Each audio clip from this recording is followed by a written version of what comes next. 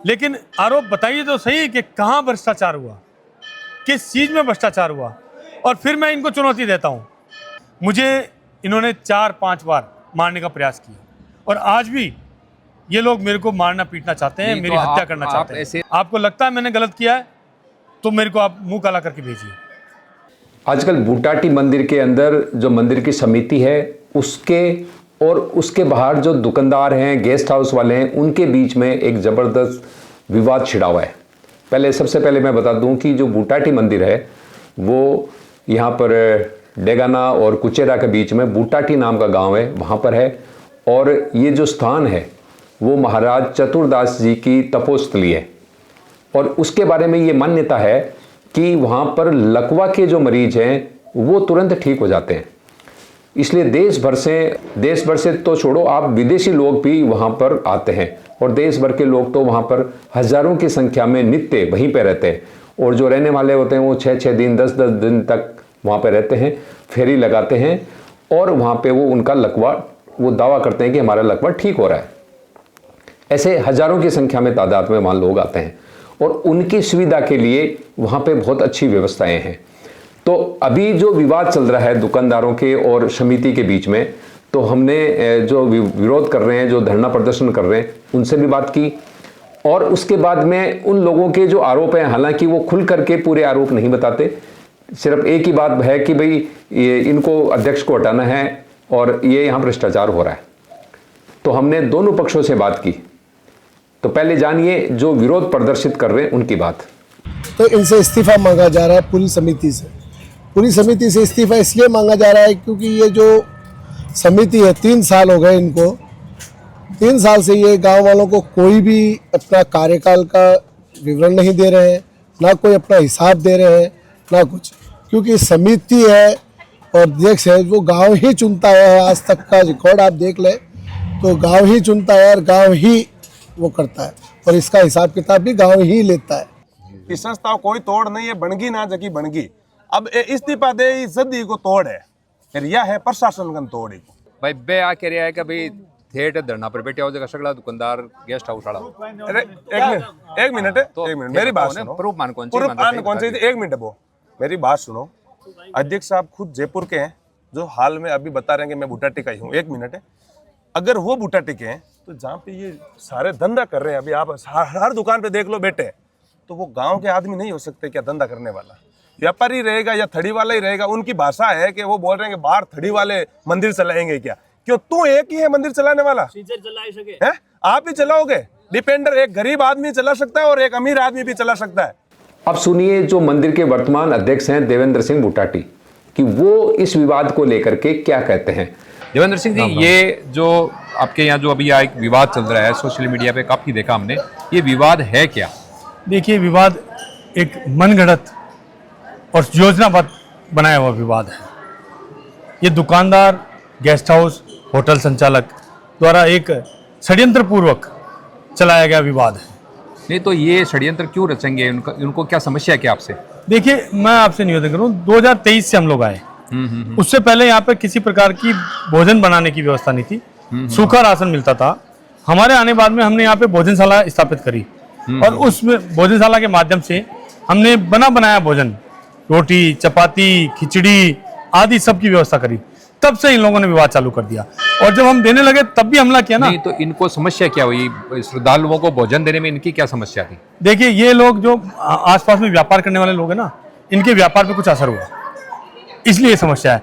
और अभी हमने 6 महीने पहले यहाँ पे जो प्रसाद बंद किया, मीठे जो प्रसाद था, घी, नकली घी से, नकली तेल से और केमिकल से बने हुए मखाने, गोटे जो नारियल आते थे वो सड़े गले आते, वो बंद किए ना। तब से इन लोगों का एक ये हो गया कि भाई इस अध्यक्ष को हटाना है। आपने पेट पे लात मारी इनके। देखिए, मैं ऐसा नहीं कहूंगा, लेकिन शुद्धता का मुझे ध्यान रखना होगा। श्रद्धालुओं की सुविधा का ध्यान रखना। यहाँ पे आप समझिए, ये चतुरदास जी महाराज की तपोभूमि है। यहाँ जो आता ना देश प्रदेश विदेश से लोग, वो सारे आस्था विश्वास चाहते हैं। वो आर्थिक, मानसिक, शारीरिक टूटा हुआ आता है, उसको पूरा विश्वास होता है कि मैं यहाँ आऊंगा या मेरे परिजन को लाऊंगा तो वो ठीक होगा। आपके हिसाब से मुख्य कारण ये है कि आपने जो यहाँ नाश्ते वगैरह की समस्याएं, मतलब नाश्ते वगैरह की जो सुविधाएं चालू करी, उसकी वजह से इनके धंधे के ऊपर असर पड़ा है। बिल्कुल। उसके असर वो पड़ा इनको है, तकलीफ है। उससे तकलीफ है इनको। अच्छा, दूसरा ये प्रसाद वगैरह आपने श्रद्धालुओं की सेहत के हिसाब से ये रोका सारा कुछ है? देखिए यहाँ ना मैं आपको बता रहा हूँ, फिर यहाँ जो आता है वो लकवा पीड़ित मरीज होता है। अगर उसको आप नकली घी से बना हुआ, तेल से बना हुआ, केमिकल से बना हुआ मखाने दोगे तो उसके स्वास्थ्य पे क्या फर्क पड़ेगा? विपरीत पड़ेगा। तो उनको, उनके स्वास्थ्य को ध्यान में रखते हुए हमने बंद किया ना ये। अच्छा, उन्होंने खुद ने कहा है, हजारों श्रद्धालुओं ने हमें कहा है कि ये गलत प्रसाद है, इसको मत चढ़ने दें। उनकी जो भावनाएं थी, उन भावनाओं के अनुरूप मंदिर समिति ने बंद किया देखिए, है। अभी तक मैं दर्शनार्थियों से तो मिला नहीं हूँ, लेकिन सोशल मीडिया पे मुझे उनके मैंने कई वीडियो देखे हैं जिसके अंदर वो आपके ऊपर भ्रष्टाचार का आरोप लगाते हैं। अच्छा, आरोप लगाना बहुत अच्छी बात है, लगाना चाहिए, लेकिन आरोप बताइए तो सही कि कहाँ भ्रष्टाचार हुआ, किस चीज में भ्रष्टाचार हुआ। और फिर मैं इनको चुनौती देता हूं कि गांव के जो भी सभ्य लोग हैं वो आइए, बैठ के बात करेंगे। आपको लगता है मैंने गलत किया है तो मेरे को आप मुंह काला करके भेजिए, मैं इसको स्वीकारूंगा। लेकिन आप कह देने से कोई भ्रष्टाचारी हो गया क्या? नहीं तो आपके इनके इन तो- दुकानदारों, गेस्ट हाउस वालों को मेरे खिलाफ है क्या? कोई पेश तो करें। ऑडिट वगैरह होती है समिति की? बिल्कुल, देखिए वार्षिक ऑडिट होती है। ऑडिट रिपोर्ट हम लोग सीए से बनाते हैं, हर एक एक पाई का हिसाब रखते हैं।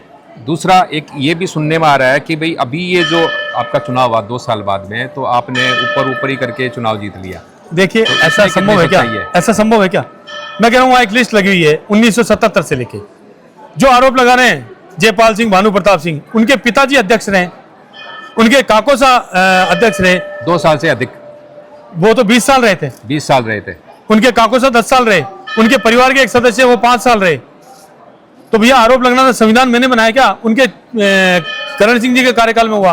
तो संविधान मतलब अनुसार मतलब ये- मंदिर समिति के सदस्यों से चुना जाकर, मतलब संविधान आपका ये कहता है कि 2 साल बाद चुनाव होंगे और जी। कोई भी जीत सकता है। देखिए वो तो जो सदस्य जिसको जिताएंगे, हाँ, हाँ। सर्वसम्मति से होगा, वोटिंग से होगा, ये तो वो तय करेंगे सब लोग। कितने सदस्य हैं अभी? देखिए कार्यकारिणी में 11 सदस्य हैं। 11 कार्य और बाकी और भी सदस्य हैं। अच्छे जो वोटिंग का अधिकार वाले वोटिंग के अधिकार वाले सारे सदस्य हैं। सारे सदस्य। जी। तो और मतलब ये पीछे आपने ये भी मैंने कहते सुना कि साहब मेरी हत्या हो जाएगी, आप पुलिस अधिकारी को कह रहे थे, तो क्या बात यहाँ तक पहुंच गई? देखिए ये आज से नहीं है, ये मैं आपको बता रहा हूँ 2023 में जब हमने भोजनशाला प्रारंभ करी, तब जब पहले दिन मैंने भोजन का वितरण किया, उस दिन ये 25-50 लोग मेरे ऊपर आक्रमण करने आए, मुझे मारने पीटने आए, धमकाने आए। तब मैंने उसकी रिपोर्ट दी, सीसीटीवी फुटेज के उनको उपलब्ध कराए। फिर जब मैंने चाय और नाश्ता प्रारंभ किया निःशुल्क, तब ये लोग मेरे ऊपर आक्रमण करने आए, तब भी मैंने रिपोर्ट दे दी और सीसीटीवी फुटेज उपलब्ध कराए। और मैंने जब भी आए तो सीसीटीवी फुटेज और नाम सहित दिए हैं कि फलां व्यक्ति ये लोग हैं जो मेरे ऊपर मेरे को मारने पीटने आए। एक बार मैं बाहर गया रात्रि में, तो इन्होंने कैंपर गाड़ी चढ़ाने का प्रयास किया, 10 लोगों ने मुझे रोका, उसके सीसीटीवी फुटेज दिए। तो क्या कैंपर गाड़ी चढ़ाएंगे कोई आदमी ऊपर, आपको वो मारने का प्रयास नहीं है क्या? उसके लिए पुलिस ने कोई कार्रवाई नहीं की? देखिए मुझे तो अभी तक कोई इस तरह की पुलिस सुरक्षा नहीं मिली, नहीं और ना ही कार्रवाई हुई। मुझे इन्होंने 4-5 बार मारने का प्रयास किया और आज भी ये लोग मेरे को मारना पीटना चाहते हैं, नहीं, मेरी तो हत्या आप करना चाहते हैं। ऐसे सोशल मीडिया में तो आरोप लगाते हैं, लेकिन पुलिस से सुरक्षा मांगी है क्या आपने? मैंने देखिए पहले दिन से रिपोर्ट ने दर्ज कराई, फिर मुझे जब लगा कि मेरी हत्या कर सकते हैं, जिस दिन कैंपर चढ़ाई मेरे ऊपर उस दिन, तो उसके दूसरे दिन मैंने उनके खिलाफ विरुद्ध रिपोर्ट भी दर्ज कराई और पुलिस सुरक्षा SHO Kuchera, DYSP Mundwa, SP Nagaur, IG Ajmer, DG Jaipur, ADG crime Jaipur, इन सबसे मांगी ना। मैं खुद मिला हूं जाके इनसे, मैं पेश हूं इनके सामने, मैंने मेल से भी लिखा है इनको कि भाई मेरी जान की रक्षा करें और कारणों के सहित बताइए। पुलिस रिपोर्टें लगाई हैं कि मैंने इतनी पुलिस रिपोर्टें दर्ज कराई हैं नाम सहित और सीसीटीवी फुटेज के सहित। एक मुझे यहाँ पर यह भी सुनने में आया कि भाई एक आपने पूरे गांव के अंदर सीसीटीवी फुटेज लगा दिए, तो वो भी आपने गलत लगाए। देखिए एक भी अगर सीसीटीवी गलत हो तो बताइए। गांव वाले रोज आते हैं कि हमारे गली में लगाइए, हमारे मोहल्ले में लगाइए, वो स्कूल खुद कह रहा है हमारे यहाँ लगाइए। तो आउट नहीं होती उससे? एक भी अगर प्राइवेसी आउट हुई तो वो व्यक्ति आए मेरे से मिले। हाँ बेटा, जबरन इन्होंने 2 कैमरे हटाए थे आम रास्ते के, जबरन, और कैमरे के तोड़फोड़ भी करी थी, उसकी भी रिपोर्ट दर्ज कराई है मैंने। कैमरे की लाइनें काटी, उनकी भी रिपोर्टें दर्ज कराई है हमने। तो कैमरे को तो डे 1 से क्षतिपूर्ति पहुंचा रहे ना। ये चाहते हैं कि किसी न किसी कैमरे हटें और अराजकता फैलाएं, इसकी हत्या करें। और कहीं ना कहीं आप धरने में बैठे हुए लोगों की फोटो वीडियो देखेंगे तो मादक पदार्थ बेचने वाले और सेवन करने वाले लोग भी बैठे हुए इनके साथ। नहीं तो वो आप ये पुलिस रिपोर्ट पुलिस की आधार पे कह रहा हूं मैं, वो गिरफ्तार भी हुए लोग, वो लोग भी धरने में बैठे हैं। तो वो लोग जो धरने में बैठे हैं वो लोग चाहेंगे क्या कि यहाँ पे कैमरे रहें? वो चाहते हैं कि कैमरे हटें तो कोई ना कोई हम कुछ ना कुछ गलत काम करें और इसके ऊपर मारपीट करें या अन्य जो पहले से करते आ रहे थे ये वो काम करें। मंदिर के अंदर जो भी व्यवस्थाएं हैं वो मंदिर समिति निःशुल्क देती है। यहाँ पे 7 दिन रहता है आने वाला व्यक्ति, हाँ, उसके परिजन पीड़ित व्यक्ति है, लकवा पीड़ित पूरे देश विदेश प्रदेश से आता है, वो 7 दिन रहता है और उसके परिवारजन भी रहते हैं। उन सब के लिए, चाहे वो एक के साथ में 10 आए 20 आए, सबके लिए निःशुल्क व्यवस्था है यहाँ। और मैं कहूँगा आप उनसे मिले ना, ये मंदिर के अंदर अगर कोई तकलीफ हो तो उसकी जिम्मेदारी मेरी है। बाहर दुकानदार अगर परेशान हो रहे तो उसका मैं क्या करूँ भाई? मैं तो इनकी सुख सुविधा, इनके स्वास्थ्य का ध्यान रखूंगा ना। आप उनसे मिलें, उनसे बात करें। जो कोई आज आया है, कोई 5 दिन पहले आया या कोई पहले 2022 से पहले आया, उसके बाद में उसको परिवर्तन मिला हो तो उनसे बात करें। नहीं वो तो सुविधाएं तो हमें भी पता है, कई मिलने वाले यहाँ आते हैं तो वो बताते हैं हमें। वो मंदिर में तो फिर भी कोई भावनात्मक रूप से बताए, लेकिन जो यहाँ से इलाज होके जो जाते हैं उनसे भी हमारी बातचीत होती रहती है, तो वो उसके लिए किसी को आज तक शिकायत नहीं। मैं बता रहा हूँ, ये आरोप लगा रहे हैं सुरक्षाकर्मी का। क्या सुरक्षाकर्मी भी हटा दें हम?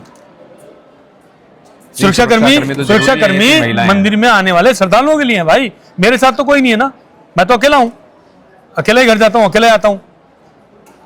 तो ये सुरक्षाकर्मी इनके लिए है, ये उनको हटाने की भी बात करते हैं, कैमरे हटाने की भी बात करते हैं।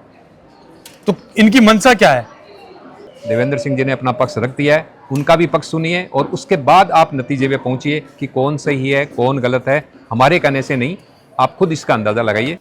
इस मंदिर में आने वाले कई श्रद्धालुओं से भी हमने यहाँ की सुविधाओं के बारे में बात की, जानिए उन्हीं के मुंह से। कहाँ से आए हो आप? मैं कोटा जिला से। कोटा से? हाँ। क्या किसको प्रॉब्लम आपके? मेरे पापा को, उनसे बोला नहीं जाता था। पापा यही है? हाँ यही है। तो कितने दिन हो गए आए हुए?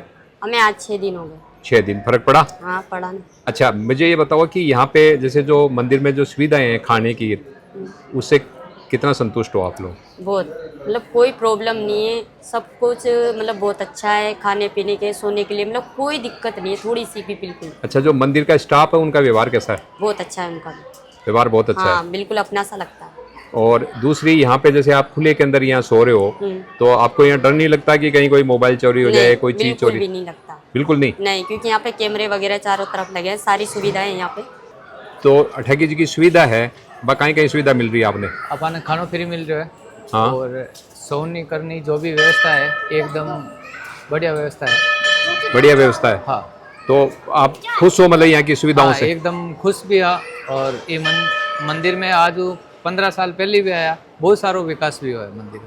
और समिति का जो लोग है के साथ हाँ, कोई कोऑपरेशन किया है? जितना भी लोग है एकदम कोऑपरेटिव लोग है और अच्छा लोग है।